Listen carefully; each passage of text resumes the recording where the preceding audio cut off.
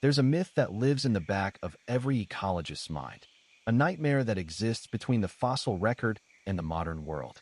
We look at the Amazon today, and we think we know the rules. The jaguar is the king of the land. The black caiman is the tyrant of the water.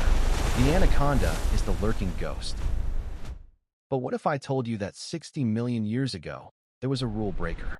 An animal so absurdly massive that if it existed today, it wouldn't just be another predator. It would rewrite the entire physics of fear in the jungle. We're talking about a snake that weighed as much as a rhinoceros. A snake that ate crocodiles for breakfast, literally. And in this video, we're asking the terrifying hypothetical, what if it came back?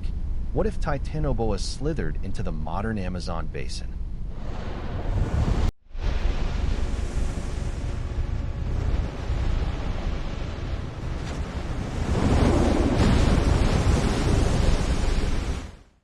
To understand the chaos, you have to understand the scale.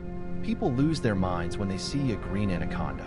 And don't get me wrong, anacondas are incredible. They hit about 20 feet long, maybe 200 to 250 pounds. That's a big snake. If one of those looks at you, your survival instincts scream. Titanoboa cerrejonensis makes that look like a garden hose. This thing was 48 feet long. That's the length of a semi-trailer. It weighed 2,500 pounds, over a ton and a quarter. And here's the detail that breaks your brain. At its widest point, its body was 3 feet thick. Not long, thick. If you were standing next to it, the snake's back would be at your waist, and you wouldn't be able to reach your arms around it. This isn't a snake. This is a living, breathing freight train made of muscle and heat-resistant scales. We found its fossils in the coal mines of Cerrejon, Colombia, and we know it lived in swampy, tropical freshwater environments. Basically the blueprint for the modern Amazon basin, but cranked up to 100 degrees Fahrenheit. So, what do you feed a 2,500-pound engine of muscle? The fossil record gave us a terrifying answer. We found Titanoboa remains alongside the remains of giant crocodilians. And not just any crocodiles, massive, armored species like crocodiliforms. We know Titanoboa wasn't just competing with these crocs. It was eating them. Its hunting strategy wasn't complex because it didn't need to be.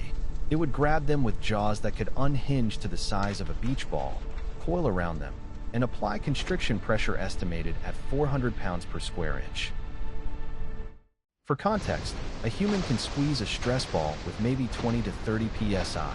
A python gives you about 90 psi. Titanoboa, 400. That doesn't just suffocate you, that pulverizes. Every bone in the crocodile's body would fold. The lungs would collapse before the brain even registered what was happening. So, let's hit the button. Let's release a breeding population of Titanoboa into the modern Amazon basin. What happens? First, the displacement. The green anaconda is currently the apex constrictor. It rules the shallows. If Titanoboa enters the chat, the anaconda is no longer the apex. It becomes the prey. Juvenile Titanoboas would outcompete adult anacondas. Within a decade, the anaconda population would crash or be pushed into marginal habitats where the giant can't follow. Second, the jaguar.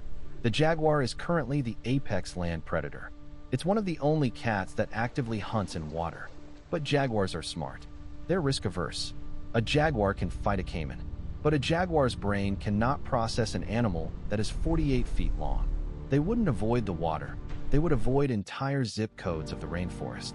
The land-predator hierarchy would shift dramatically, leading to overpopulation of capybaras and other prey species on land, at least initially. Third, the black caiman. Currently, the black caiman is the largest predator in the Amazon water systems. It can grow to 20 feet. It eats fish, monkeys, and the occasional careless human.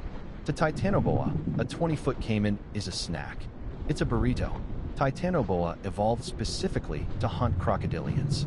The caiman's armor plating? Irrelevant. The caiman's bite force? Can't bite if your spine is being folded in half. But the real chaos isn't ecological, it's human. There are millions of people living in the Amazon basin who depend on river travel and fishing. These communities have a deep, generational understanding of the dangers in the water. They know how to spot a caiman. They know to avoid the anaconda. They have no cultural or evolutionary preparation for this. The worst part about a snake this size? You wouldn't see it. Not until it was already too late. 48 feet of animal, completely submerged, completely silent, waiting in water the color of coffee. Unlike a caiman that needs to surface to breathe and gives its position away, a snake this size can stay submerged for up to an hour. Livestock near riverbanks would vanish overnight. Fishermen pulling in nets would find themselves being pulled in. And because Titanoboa is a constrictor, not a venomous snake, there are no antivenoms. There's no rescue. The moment it latches on, the only thing that follows is the pressure. Okay, deep breath. I've painted a picture of a biological apocalypse. But here's the reality check that saves us. It probably couldn't happen. The world has changed in 60 million years. Titanoboa existed because the planet was hotter. The carbon dioxide levels were through the roof, which fueled massive plant growth, which fueled massive prey, which allowed for cold-blooded reptiles to achieve impossible sizes. Titanoboa needed a mean annual temperature of roughly 86 to 93 degrees Fahrenheit to survive. The modern Amazon can hit those numbers, but not consistently. More importantly, the oxygen levels and the prey biomass aren't what they used to be. There simply isn't enough giant crocodile meat walking around to fuel a population of giant snakes anymore.